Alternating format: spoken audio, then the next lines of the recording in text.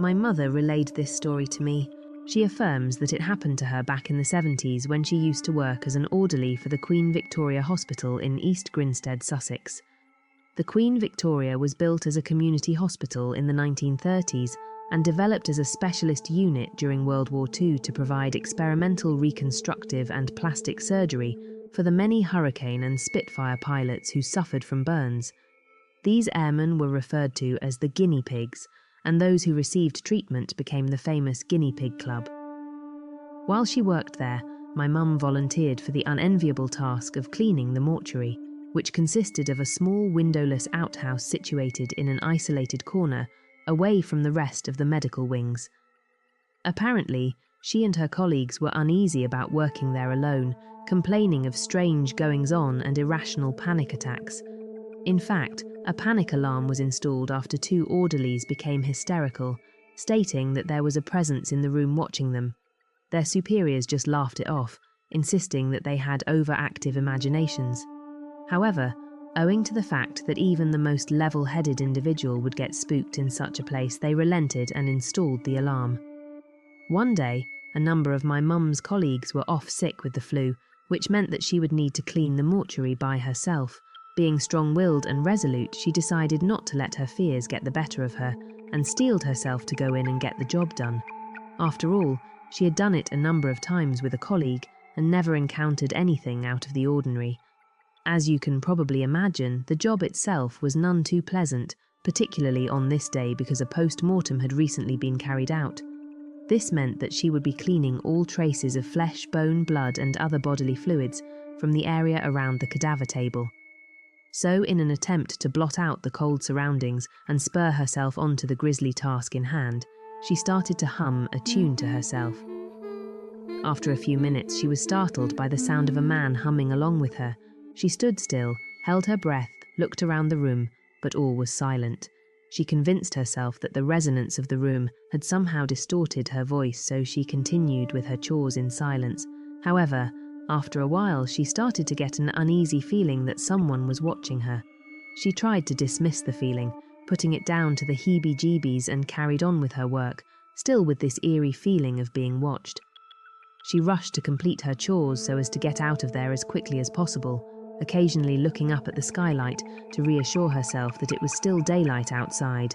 Apart from the skylight, the building was windowless. She had nearly finished her tasks, but as she bent down to pick up her bucket, the contents of which were infused with disinfectant and blood, she felt something brush past her, like a cold breeze gently skimming her overalls, sending goosebumps down her spine. She tried not to dwell on it, telling herself that it was just a strong breeze coming through a crack in the door. It was autumn, and a quick glance up at the skylight confirmed that the weather had turned for the worse. She could see that the wind had picked up, hastening grey clouds across the dusky sky.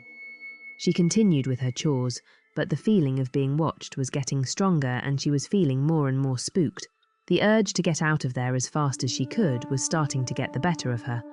So she decided to finish off and with trembling hands proceeded to empty the contents of the bucket down the sink. At which point the overhead lights decided to flicker off and on, and she heard a few notes of someone whistling a jolly tune directly behind her. Startled, she spilled the bloody contents of the bucket on the floor and turned her gaze to where the whistling had come from. For a split second, she saw the apparition of a man standing by the doorway, the vague outline of a man in military attire, standing upright, arms to his side, staring at her. He was there 1 second, gone the next, but she had a strong impression that he was still standing there watching her. Unsure whether she had just seen a ghost or an intruder, fear set in. Being too scared to head for the door towards where she saw the apparition, she directed her attention to the panic alarm, towards which she made some faltering steps and urgently pressed. She kept her finger depressed for what seemed like an eternity, but nobody came to her aid. So, rustling up all her courage, she ran to the door and out into the open air. She later found out that the alarm was useless. The building was so far from the rest of the units that the bell could hardly be heard by anyone, unless, of course, someone was walking past. To this day, she is convinced that a deceased patient, probably a soldier or airman from the Second World War, haunts that place. She worked in the hospital up until the mid-1980s, but never again set foot in the mortuary.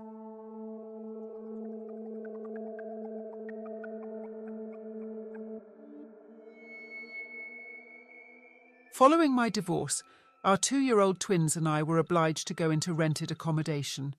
Having settled the girls at the local playgroup and started my self-employed new career in the Lincolnshire village, I was loath to go far and couldn't believe my luck when a 19th century farm worker's cottage came up for rent next to the church. I could afford the rent, and, although a little isolated, it was in a lovely position and clean and tidy. We moved in on a cold April day in 1991. I turned the heating up full and lit the fire in the sitting room, as the place had quite a chill. I then set about unpacking in the kitchen, looking out onto the beautiful west end of the church and graveyard. I could hear the girls chattering away to themselves and exploring the rooms. Eventually, they joined me in the kitchen. "Do you like our new house?" I asked, keen to get their approval. They looked at one another, made a grave face and said very quietly, "We like the house, but we don't like the lady on the stairs." The hair on the back of my neck stood up. "What lady? There is no lady here, just us. This is our house now." They looked unconvinced. "No, there is a lady, in a long brown dress with long brown hair pulled over her face. And she's angry, she's very angry, she doesn't want us here." I could see they were getting upset, and so decided not to question them any further.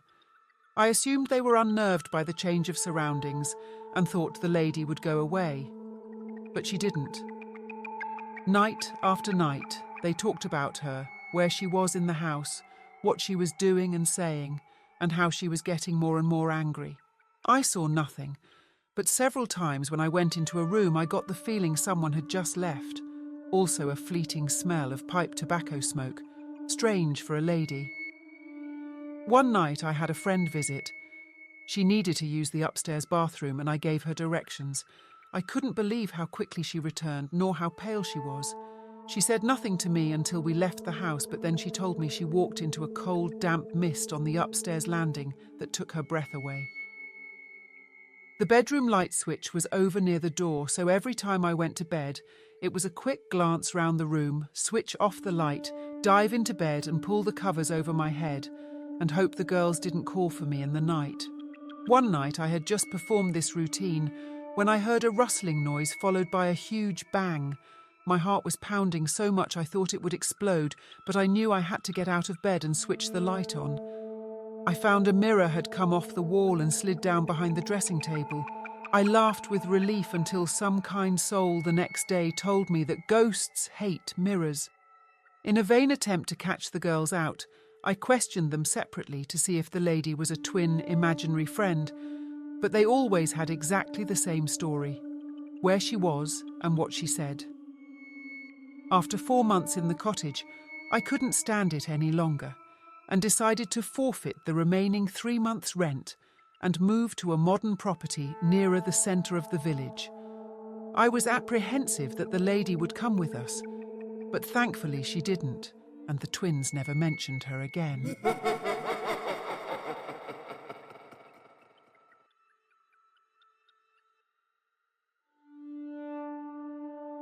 One night when I was 21, I awoke at about 1 a.m. after sleeping for an hour.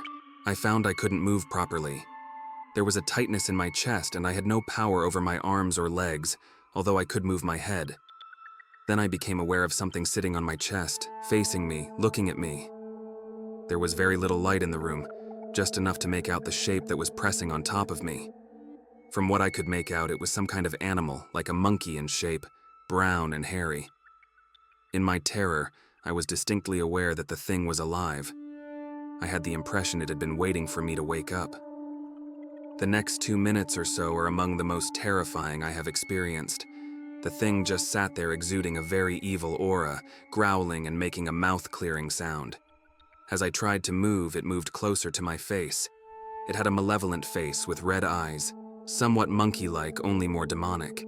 Very much like the creature in Henry Fuseli's painting The Nightmare, except that mine was closer to an animal than his chubby, ogreish thing with its pensive, amused expression.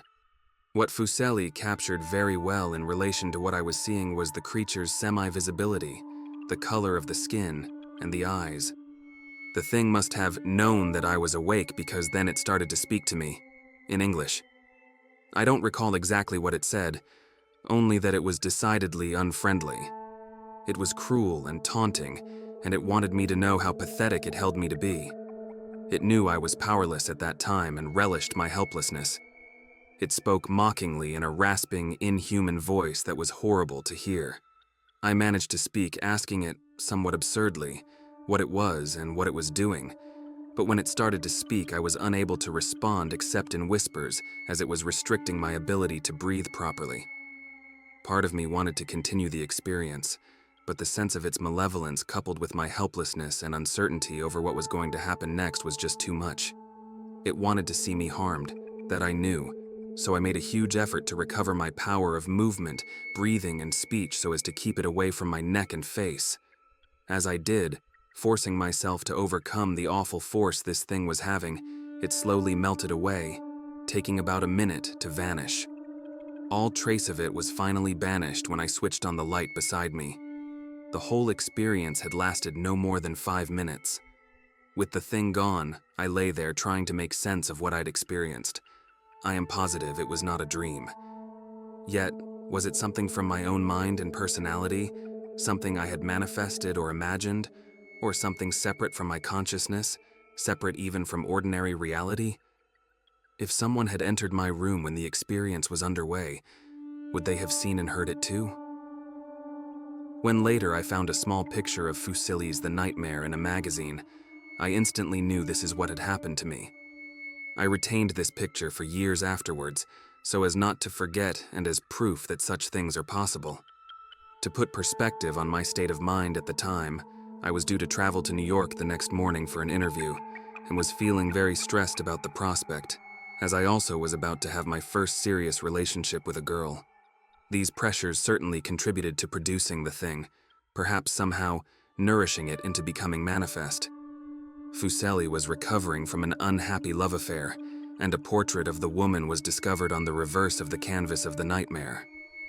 I consider this to have been an important aspect of the circumstances of the painting's creation.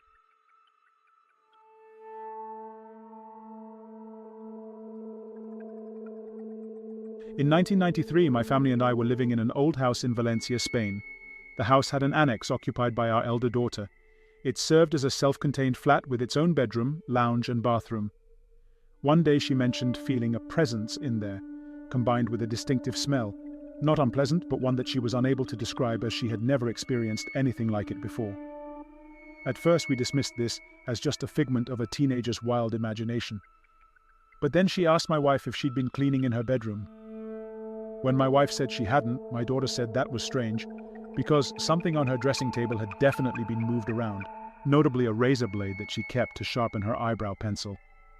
We started to take her more seriously after this, and our anxiety increased considerably when she said that one night, to make sure that she wasn't imagining things, she had placed the razor blade into a powder compact. The next morning she found the blade back on her dressing table. One day she came rushing out of her room, as white as a sheet, saying that she had felt the presence very strongly, and the curtains in her room had suddenly billowed, despite the fact that her windows were closed. We immediately went in to check, but everything appeared to be normal. My daughter said that sometimes during the night, she felt as if someone was standing by her bed looking down at her. She felt quite calm because this person wasn't giving off any threatening or aggressive vibes. It just seemed happy to stand and observe her. There was another peculiar development when we decided to have her flat redecorated. The men employed to do the job came and asked us if we knew about the trapdoor they had uncovered under the carpet in the lounge. We didn't. Underneath were steps down into a brick-lined cellar, on one side of which was a tunnel leading off in the direction of the village church and cemetery across from our house. Perhaps we were being overcautious, but none of us felt inclined to explore further. We asked people in the village and at the church if they had heard of anything strange about our house. Some of the locals told us that the house had a history, but they wouldn't elaborate however hard we pressed. The workmen peeled off a number of layers of old wallpaper in the lounge in preparation for redecorating. After removing the final layer of paper on one wall, they exposed a sketch of a man's face drawn on the plaster. He had piercing, deep-set eyes and an expression of utter despair. When they showed it to us, our daughter said, "That's him, he's giving off the same vibes. I'm certain that's him." Due to its condition, the plaster had to be completely removed. Once the face had been destroyed, my daughter never again felt the presence or experienced the smell she had talked about. She said that the flat had taken on a completely different atmosphere.